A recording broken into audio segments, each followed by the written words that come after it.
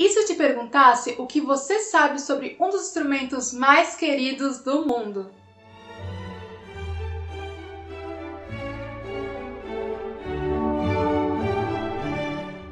Oi, meu nome é Mari Amaral, eu sou artista orientadora de violino nas oficinas culturais da Fundac e hoje é a nossa primeira videoaula do ano de 2021. Eu espero que esse ano seja muito musical e que você possa aprender muito comigo. E para começar a nossa aula com chaves de ouro, nós vamos falar dele, o instrumento charmoso, delicado, que é o violino.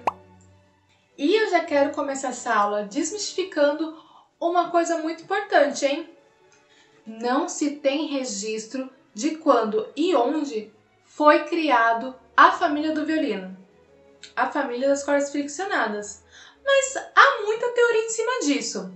Muitos teóricos buscam e analisam, a partir de representações históricas, instrumentos que vislumbram o que é o violino para a gente hoje. E nessa lista tem muito instrumento, hein? Por exemplo, temos o fiddle, que é uma rabeca, muito representada em esculturas greco-romanas, que é um instrumento que, ao invés de se tocar com o auxílio de algum outro material, se toca beliscando a corda. Temos também o rabanastron indiano, que já é um instrumento tocado com o auxílio de um arco.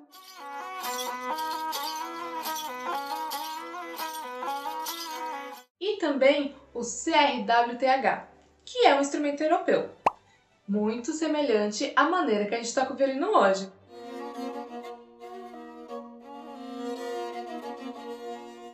E muito mais instrumento por aí, hein? Mas para deixar a história um pouquinho mais curtinha, eu vou começar essa história no século XVI. Reza a lenda que quando os judeus e os árabes foram expulsos da Península Ibérica, eles levaram consigo um instrumento muito parecido com um instrumento que a gente toca, sabe? Um instrumento aí qualquer. Era um instrumento de 4 cordas, a afinação também era muito parecida. E ele tinha muitas peças parecidas com a da lira da Bracho. Eu acho que isso me soa familiar, hein? E esse pessoal foi percorrendo por toda a Europa até chegar num país que a gente conhece muito bem. Um país que parece até uma botinha. Eles chegaram na Itália e lá eles encontraram a família Amati, uma família de luthiers italianos que, depois que viram aquele instrumento, resolveram estudar e aperfeiçoar até se tornar isso aqui.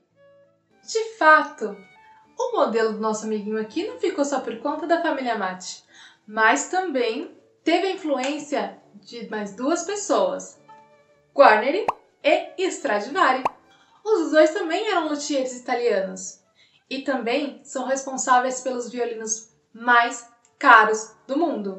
O violino Guarneri, que leva o próprio nome do seu luthier, e o violino Stradivarius. Estima-se que o valor deles é de quase 4 milhões de dólares.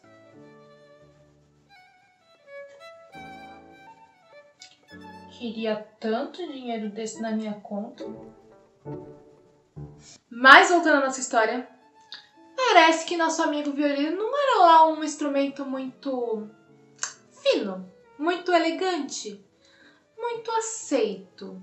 No livro sobre a história do violino do autor Zdenko Silvela, ele afirma que o violino era um instrumento de ciganos, de árabes, de pastores, que era mais tocado em folias do povo pobre. E o instrumento que era, assim, valorizado era a viola. Sim, a viola. Para quem já está mais enturmado com a história, assim, da família do violino, das cordas friccionadas, sabe que a viola, hoje em dia, ela não é muito vista como um instrumento lembrado, vamos dizer assim. E acaba que tem esse contraste entre a viola ser considerada um instrumento muito nobre antigamente, um instrumento da corte, e hoje ser meio esquecida no churrasco.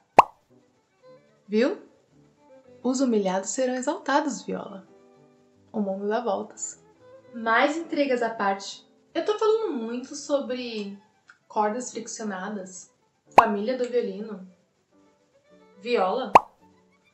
O que é isso, afinal de contas? Bem, o violino, ele faz parte de uma família chamada cordas friccionadas. Não significa que o violino ele tem um sobrenome e ele se chama violino cordas friccionadas da Silva. Não. Cordas friccionadas é um conjunto de instrumentos que tem como característica o som através de uma fricção. Tá, vou mostrar para ficar mais fácil de entender. Quando a gente toca violino, a gente precisa do auxílio do nosso arco. E quando passamos o arco na corda do violino, acontece uma espécie de atrito entre a crina e a corda, o que a gente chama de fricção.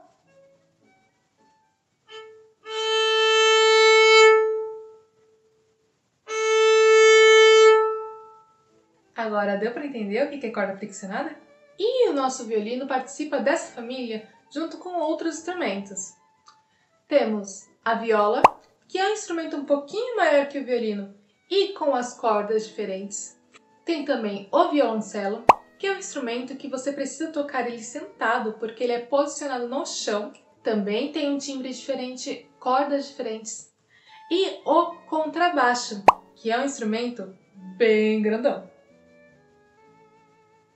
Nosso instrumento também tem partes do corpo, assim como a gente. Só que algumas partes, elas recebem nomes populares referentes às partes do corpo humano. Dá para acreditar? Vou nomear rapidamente os nomes das partes do violino para vocês já ficarem inteirados de como que é. Temos aqui a voluta, que é essa parte aqui, chamada muitas vezes de mão do violino, porque quando a gente fica com a mãozinha fechada, ó, parece muito desenho da voluta. Temos também as cravelhas, que são afinadores, hein? Na voluta ficam presas as cordas, que ficam posicionadas aqui em cima dessa parte preta, chamada espelho. É um espelho que a gente não pode se ver nele, mas recebe o nome de espelho. Aqui atrás temos essa madeira, que é o braço do instrumento. E muitas pessoas falam que esse aqui é o nariz. Temos também o tampo. Tampo nós temos 3. O frontal, o lateral e o traseiro. Muitas pessoas também chamam de superior, lateral e inferior. Também dá certo. Temos os ouvidos. Sim, esses são ouvidos do violino. Algumas pessoas chamam de Fs. Também tá certo. O cavalete, que faz com que as cordas não fiquem em contato com o instrumento. O estandarte, onde ficam posicionados microafinadores, que também são uma maneira de afinar o instrumento. A queixeira, o botão e o rabicho.